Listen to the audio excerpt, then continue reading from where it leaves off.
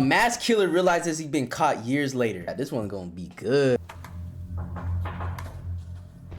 Hey, are you Ross? I'm Tyler Duncan. I'm with Anderson County Sheriff's Office. This is Steve. How you doing? This is Ross Velarde, and for the last 8 years, he and his wife Amy have been living with a terrifying secret that these detectives are about to expose. I got assigned the case about the homicide that happened in Pendleton in 2015. We'd like to talk to you. Amy's parents, Mike and Kathy, as well as Amy's grandmothers, Barbara and Violet, were brutally murdered inside their own home in 2015. What? Don't tell me that guy did all that, bruh. Leaving police with the grueling task of solving a quadruple homicide. As family members, we want answers. But unbeknownst to everyone, Ross and Amy were the killers all along. We're not here because we think you did it or you might have did it. We know you did it. It's piling up, Ross. You don't want to roll the dice on this, I'm telling you. Bro, how did he get away with it for years though, chat? That's the thing, chat. You guys don't realize there's a lot of things that people be getting away with that you don't know about, man. On November 1st, 2015, Mike and Kathy Scott, alongside their mothers, Barbara and Violet, were found brutally murdered in their trailer home. Everyone was found with similar injuries, a slashed throat and a gunshot wound to the head made after they died. They were also found with knife wounds on their hands, indicating that each victim had tried to fight back before being killed. There were even bloody handprints on the doors and walls, showing that someone had even tried to escape after they'd been stabbed. The terrifying scene inside the trailer home would go completely unnoticed for the entire day, until, according to Amy, she went to check up on her parents and found them lying dead inside their home. And at around 12:30 that day, Amy decided to call 911. 911 was location of emergency. Oh my God, I need somebody out here. What's going on? Oh God. There's 4 people. In my mama's house, and Who are these people that are in the house? it's my mom and my grandma and my granny and my stepdad. When Anderson County Police arrived on the scene, they said it was one of the blood— Bro, how did you freaking kill like 4 people at one time? They look like they're elderly though, chat, so he could take advantage of that. But oh my God, I just want to know the reasoning, bro. Scenes they'd ever been to. But something was off. Detectives noted no signs of forced entry and thought it couldn't have been a robbery, as there were multiple valuable items left in plain sight inside the home. This made 2 things clear to detectives. Whoever was responsible was allowed inside the home before the acts, and that they only had one thing on their mind: murder. It seemed like this case had to have been committed by someone close to Mike and Kathy, but with insufficient evidence, the case slowly went cold, allowing Amy and Ross to get back on the streets and live their normal lives again for years to come. Damn. But police always had their suspicions about this case and were never comfortable letting it stagnate. Amy's Facebook page showed that she constantly had fights with Kathy and— I'm so tired of Kathy and my constant disrespect between me and children. Heartbreaking to see the impact they have on my children. Or someone please tell me I'm not alone in this. Mike over her children, often calling them narcissistic, emotionally abusive, and disrespectful. What's most disturbing was a video of Ross and Kathy's fighting found on Amy's page, where Ross says something that would come back to haunt him forever. Why don't you have Grandma come out here real quick? I don't think your grandma wants to deal with this trash. Yo, this haircut is disgusting, bro. You went to the barber and said, I bet. He gave you the I bet cut. Yep, yeah. Okay. This eerie statement from Ross, police found something that seems damning. They discovered a photo Mike had sent to a coworker just 2 days before his death, a couple of $100 bills. And inside Amy and Ross's trailer was a neatly organized stack of $100 bills, exactly the same serial numbers as Mike's. At the time, this was all treated as circumstantial, but slowly more coincidences would begin to line up that gave police enough reason to suspect Amy and Ross as potential killers. So, in 2023, they reopened the case, nearly a decade after the events that put an end to nearly an entire family. Detectives started by launching a series of interviews with Mike. Wait, so wait, I just caught they're suspecting the guy and the girl? Mike and Kathy's closest peers to try and get a better picture of Amy and Ross and see if they might have been responsible after all. They begin with Mike and Kathy's neighbor to learn about Amy's relationship with her mom and if he saw anything the day of the incident. With the daughter, got angry with her and kept the children from Kathy. So tell us about that. it seemed that they really tried to help Amy a lot. And Mike and Kathy, they really took care of the kids. And it broke Kathy and Mike's heart. She just really missed the kids, and the two older ladies that lived there, they were used to the kids coming in and out. You think Kathy was afraid at all of Amy and Ross? No, she never expressed that. But it was always the talk of the area that Mike would go to flea markets and he would get some kind of video games that he collected. There was a good resale market for them, and that he would buy any old jewelry that had some gold in it. It was always a rumor that he kept a lot of cash and gold stuff around. Not only did Mike collect jewelry and other rare memorabilia, but it was well known in the community that Mike always had a large sum of cash with him because he feared putting money into the banking system. This made Mike a large I target. will say keeping cash is kind of a W though, because banks and stuff be tripping sometimes. So yeah, having some cash out is definitely important, Chad, because you never know. Especially amongst those who knew him well. I think you've got to be one sick puppy to go in there to kill two helpless old women. The thoughts that somebody came in and killed those people, I still have nightmares about that. This tells detectives that the murder could have been done for financial reasons, especially since this fact wasn't a secret at all. Couple this with the fact that Mike's money was currently sitting safely inside Ross and Amy's safe at home. A picture is starting to form of what might have actually happened that night. But still, nothing is certain at all, and police next head to Roxy Voorhees, an ex-employee of Amy and Ross's, who worked at their pet grooming business during the months leading up to the crime. Roxy had spoken to Amy almost every day for months before the incident, so if anyone had some information to give, it'd be her. I ain't gonna lie, bro. Just look at her, bro. She look like she'll crash out for no reason. I ain't gonna lie. And they were exactly right. And the fact that it was kind of a mass murder of like the whole family, chat. Like, it's kind of hard for me to believe that just the one guy by himself did all that. So sinister, it blew the case wide open. Ross had made a joke and said, do you want me to It was a joke at the time. Right. Then later I was like, holy. What? I'm glad I didn't say yeah. It's Amy, right? What was your job there? A bather. And I was learning in the process of grooming. When you worked for the shop, you said they were just getting started, so they weren't very successful yet. They appeared that they were fine. Okay. But then I would hear arguments of them, and a lot of it was money related. When I started working for her, I seen Kathy and Mike at the grooming. That's the thing, Chad. A lot of people be crashing out over money, dude. I was in the back grooming, so I didn't hear everything that was going on. Chad, you guys know anybody like that in your family or something that be tripping over money? But it was something to do with money. Okay. Throughout working there, she'd always tell me about how she was treated growing up and all of that. What kind of stuff would she say about how she was treated?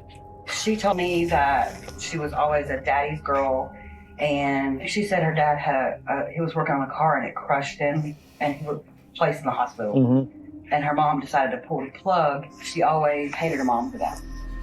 Detectives learned that their grooming business wasn't as successful as they claimed it was. Based on bank records collected by police, Amy and Ross's proven income in 2013 was $25,622. However, in 2014, Ross spent $14,200 on a Ram truck, $5,700 on a Mustang, $10,000 on a Harley FXE, and another $5,000 on a Harley XL. Close to $35,000 on luxury purchases, but an income of just $25,000. With these poor financial decisions, the couple needed money, and they needed it badly. Yeah, of course you need money when you're living well over your means, bro. That's why, chat, you know what I'm saying? I know you guys are probably young and stuff, but when you start making money, you start having a job and stuff, don't be just buying stuff just because you can, bro, because that's how you go broke. 2014, their business fell short, making just over $3,000 for the entire year. Things were bad, and they were on the brink of bankruptcy. So when the cops found $67,000 in cash hidden in their home, they knew something seriously strange was going on. Ross claims that he'd been saving the money for years, but detectives don't buy it at all. They're certain that, at a minimum, Ross and Amy had to have stolen from the house on the day of the murders. But to some extent, this was all known about 8 years ago, and it's still all circumstantial. For all the cops knew, Amy could have noticed the dead bodies in the trailer and grabbed the cash out of desperation before calling the police. So there had to be something that set this investigation apart from the one back in Yeah, you guys think they stole the money? I think so, bro. 2015. However, this case would take a complete 180 after detectives would find their most blatant, crucial piece of evidence yet. When going through all the CCTV cameras throughout the town on the day of the murders, police found footage of Ross walking out of a gas station that night. Nothing is suspect at first, until you look a little closer. The shoes he's wearing are Asics Gel Speedstar 5s, a model whose sole design just so happens to perfectly match the bloody footprints that were found inside the trailer. That's it right there. That is it right there. That's all the evidence they need, no? This claim was even confirmed by the shoe company themselves, and the pattern is unique to this specific model, making it clear to detectives that Ross Velarde is a cold-blooded killer. All the evidence had come together. The abundance of cash in Ross and Amy's home, Mike's $100 bills in Ross's safe, identical shoes to the killer, and an ugly past with Mike and Kathy. Police now believe they have everything they need to charge Ross and Amy with the murders. So, on December... A murderous couple is crazy. 11th, 2023, they decide to confront Ross and Amy at their new home to finally uncover the truth about that night once and for all. Nah, they're cooked. Hey. Yeah, this is like a low-key lesson though, like to be careful on who you choose as your partner. Like I say with friends and stuff, how they can influence you or family members. Also true with the person you choose to be with, bro. Are you Ross? I'm Tyler Duncan. I'm with Anderson County Sheriff's Office. This is Steve. How you doing? How's it going? I got assigned the case about the homicide that happened in Pendleton in 2015. Okay. Is Amy here? Sure. So since she's the one that called 911, I think you were there also. We'd like to talk to you. If you want to come on out, we'll talk to you and then we can talk to her. Can you describe, I guess, your relationship with Mike and Kathy? I had a good relationship with Kathy. My relationship with Mike was really great, actually. It kind of turned sideways a little bit July 4th.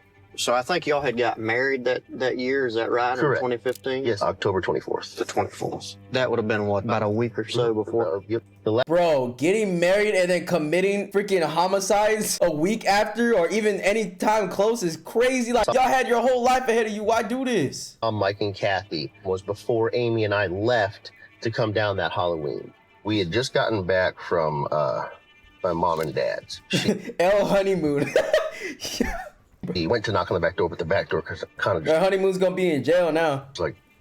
Was already cracked open or something like that. And that's when she apparently found the scene that she found. She went bolting back out of the house. I think she called 911 before she called me, if I remember correctly. So you didn't go over to the other trailer? No. Or to Mike and Kathy's trailer? Correct. I never went in that trailer that day. So after you last seen them, you never went in their place again? Correct. Yeah. The detectives are baiting Ross into a trap, as they know based on the footprints that Ross did without a doubt step into the house on the night of the murders. Yeah, he can't even lie, Later bro. on, they'll be able to confront Ross about these blatant lies in hopes they can shock him into a complete confession. There was a couple things that kind of were red flags, but I don't know if they have anything to do with this or not. Mike bought and sold a lot of items, and some of the people that he was buying from were pretty shady sometimes. Oh, nah. Ain't no way he's trying to put this on somebody else right now. So that's another kind of red flag that I had as I was trying to just replay like events leading up to the homicide. Should I have seen something? You're just starting out with this. If you were us, what would you do? What do you think happened there, Ross? He's the first gentleman that's asked me that. TV shows that I watch. Bro's looking back in relief, like as if he's the victim. Bro, you're about to get locked up, buddy. Enjoy your next 20 seconds. Always say, follow the money.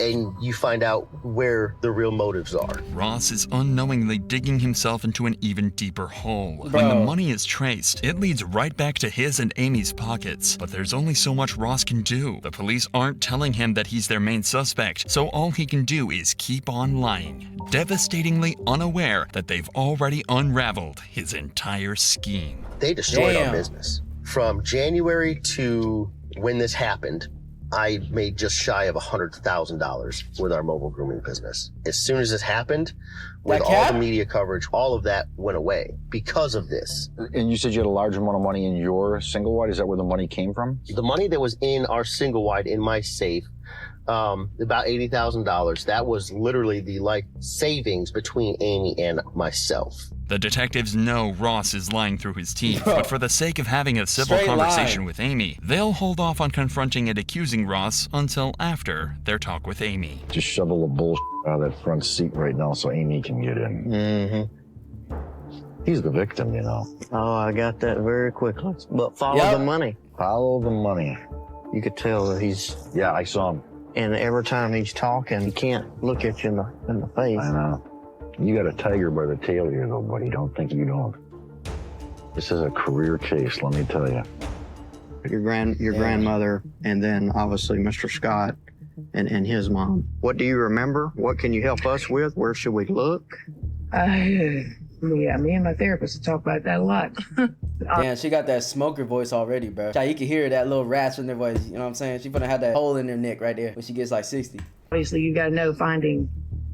You gotta know finding. Does it really leave you in the right state of mind? Can do things to you. Yes, ma'am. And then everything that ensued. I mean, honestly, I can barely remember the funerals. Ross? Bro, why she kind of look like the the freaking skeleton girl, bro? Is in the wheelchair. I want chocolate. Yo, Jack, why she low key look like? Tell us a little bit about like the relationship. Honestly, I can barely remember the funerals. Ross, tell us a little bit about like the relationship between, like, I guess y'all and the family. Bro, Something she look happened. exactly. We got into it around 4th of July or something with Mike, but he wasn't a nice person at all. Because I told my mom, look, I don't like it. My kids can't come over there until we straighten some stuff out. So at the time of the murders, you and your mom were back talking, everything was kind of getting patched up? Me and my mother was not a horrible person. She was prickly. She always hated her mom. So can you tell us a little bit about that weekend when were you gone, when you got home and you found the bodies, or what happened? She buried his mom's, my mother-in-law, to do Halloween. We went down there, we spent the weekend. What day did y'all leave to go down? Friday night? Friday night. I drove Straight with line. Quite crazy for about a couple of years there. And I've chosen to step away, and I've got to be healthy, and I've got kids, and I've got a life to live, and if somebody else dropped the ball on it, it's not on me anymore. Okay. Well, if we just ask Ross a couple more things, then we'll be out. Yeah, she don't want them to keep asking them questions because she was involved. Now that Amy has been spoken to as well, detectives are ready to drop the ball on Ross and let him know that they don't suspect him of the murders. They know he did it. A couple more things, and we're going to get out of here, okay? There was something that had come up. You remember owning a red pair of shoes? Red pair of shoes? ASIC Speed Star shoes. Don't recall. These ASIC Speed Star shoes. Yeah, okay, I remember those shoes. What happened to the shoes? That's a good question, because I have no idea. You have no idea, huh? This is from crime scene photos, and these are confirmed to be ASIC Speed Star shoes. Okay. Inside, and they have blood droplets on them. And interestingly enough, you're at the Quick Trip wearing those shoes the night of the murders. Okay. Oh. So if you never went in the house, I'm just interested to know how they ended up in the house. I have no idea how those shoes would have had any kind of blood on them. I mean, obviously I was wearing them at a Quick Trip on the 31st. So well, and they never found the clothes either that you were wearing. That hoodie? Mm-hmm. What? Let me think here. If y'all left on Halloween afternoon, but you're on video there, the timeline doesn't add up. The fact that your shoes are inside of the house in blood, that's a big problem. Again, I don't know where the shoes are at the moment, and I don't remember whatever happened to those particular shoes. If bro's something were caught. to have happened that I had done, it would be stupid for me to wear them into the house and then wear them after that. Yeah, you're pretty stupid because you did wear them. You're caught, bro. He's literally giving you the evidence. Right. Well, that's what I'm saying. They were never found. So it's almost like you got rid of them. I highly doubt I got rid of them then, but I mean...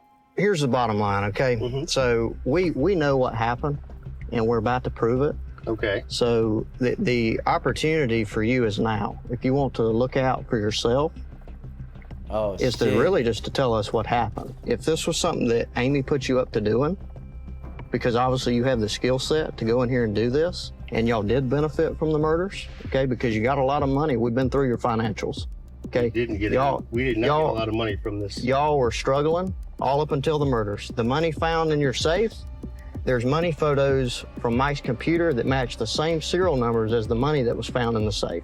So it's not savings. That's money that was found inside of Mike and Kathy's house that Mike was saving, and y'all took it after you killed him. Okay? Absolutely. And I'm telling you right now, we're gonna prove it. If you think she's not gonna crack on you when we do, then you're mistaken. We're not here because we think you did it or you might have did it. We know you did it. Okay, we're just here as a courtesy. Damn. I'm just telling you, Ross. Bro's trying to act so cool right now, bro, but he knows. Like, he's thinking in his head, he's like, oh, God, oh, fuck. Financially, at the time, things were really bad. We got text messages between you and Amy saying you don't have the money. That is a cold-ass line, though. They said, we're not here because we think you did. We're here because we know you did it. Oh, my God, that's aura. That is aura. A few weeks before. And you said it the best. Follow the money. We did that. It led right into your single wide. It's piling up, Ross. You don't want to roll the dice on this, I'm telling you. It's not going to come up pretty. If, for instance, Amy and I decided to, or if I decided to take a deal, right, mine is going to be better than Amy's because I came to the trough first, right? Right. So prison time, no matter what. Amy, prison time, no matter what. My 3 kids in here, they grew up without a father and a mother. Granted, my mother would be more than willing to take them. I understand. Yeah, you probably should have thought about your kids when you were committing a couple homicides, my boy. Like you literally lived your life as if you didn't just commit murder to people and affect their lives and affect their family. They were a part of your family. You know what I'm saying? But it's just crazy how like people just flip up like this. Understand that. We're not the ones who put you on this predicament. Now you're gonna have to deal with the consequences. 10, 20 years in prison. That's best case minimum scenario, I would imagine, right? It's better than the rest of your life or death, isn't it? I mean, it might as well be one of those two. By the time I get out, my kids aren't going to know who the f I am. I mean, the other... Yeah, you should have thought about that, stupid. Don't murder people, and this shit won't happen to you, you idiots. The option is I probably need to talk to a lawyer at this juncture here. Wop, wop. You're free to go. I respect that. Okay. All right? Yep. 4 days after these interviews, Amy and Ross were arrested in Pendleton, South Carolina, and were charged with the 4 brutal murders of Kathy Scott, Mike Scott, Barbara Scott, and Violet Taylor. The 2 are being held in prison without bond while they're tried in court. The couple... Oh, they're getting life? Couple's next court appearance is set for later this year, where they'll meet their true fate in the hands of a judge. It's crazy, Chad. It's crazy how people can literally have a whole family, have kids and stuff, and still make decisions like this, bro.